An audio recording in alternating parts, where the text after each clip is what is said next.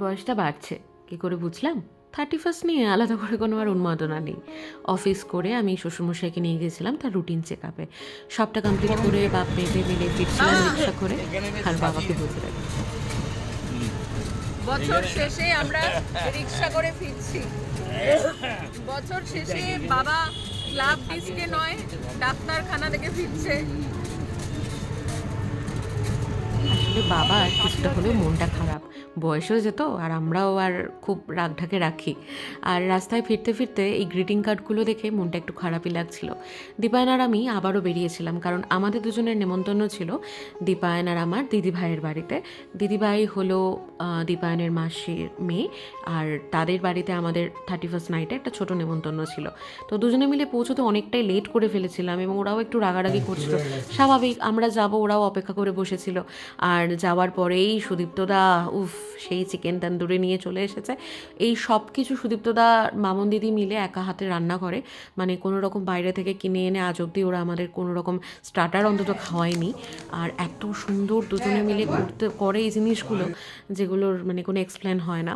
আর তারপরে আমরা সবাই মিলে জমিয়ে আড্ডা দিচ্ছিলাম, এগুলোই ভালো লাগে না? মানে এখন আর ক্লাব বা ভিড় ভাট্টা ডেস্ক এই সমস্ত কিছু ভালো লাগে না। মানে পরিবারের সব মানুষগুলো, আমাদের ভালোবাসার মানুষগুলো যারা সারাটা বছর আমাদের ঘিরে থাকে, যাদের শুভেচ্ছা ঘিরে থাকে, তারাই চারপাশে থাকলে এই বিশেষ দিনগুলোতে তবেই ভালো লাগে। যদিও আমরা কোনো দিনই খুব একটা ওই বাইরে ক্লাব ডেস্কে যাওয়ার 31st দিনগুলোতে এরকম খুব একটা ছিলামও না।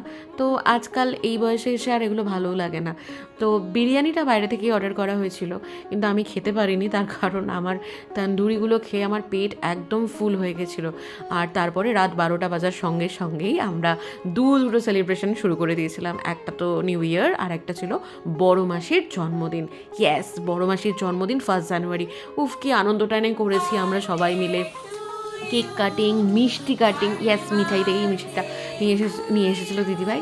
আর তারপরে সবাই মিলে বড় মাসিকে জন্মদিনের শুভেচ্ছা জানিয়ে আমরা বড় মাসির জন্মদিনের আনন্দে নিজেরাও একটু হেলে দুলে ডান্স করে একটা দুর্দান্ত আনন্দ হয়েছিল। মানে বছর শেষ এবং বছর শুরু দুটোর সন্ধিক্ষণ যেন একসাথে জুড়ে গিয়ে একটা খুব ভালো সন্ধে কাটিয়ে এসেছিলাম আমরা। আর এইগুলোই ভালো লাগে না? ছোট ছোট দিনগুলো পরিবারের সঙ্গে মিলে একসাথে কাটানোর একটা আলাদাই মাহাত্ম্য থাকে। এটা একটা সময় না বুঝলেও বয়স যত বাড়ে তত বুঝতে পারে মানুষ যে পরিবারের থেকে বেস্ট কিছু হয় না। আর তাই ভালোবাসার মানুষগুলোকে আগলেই আমাদের 31st এবং 1 জানুয়ারির শুরুটা কেটেছিল। আর তারপরে আমি আর দীপায়ন মিলে বছরের প্রথম একটা সেলফি তুললাম, আর তারপরে বাড়ি ফিরে এলাম।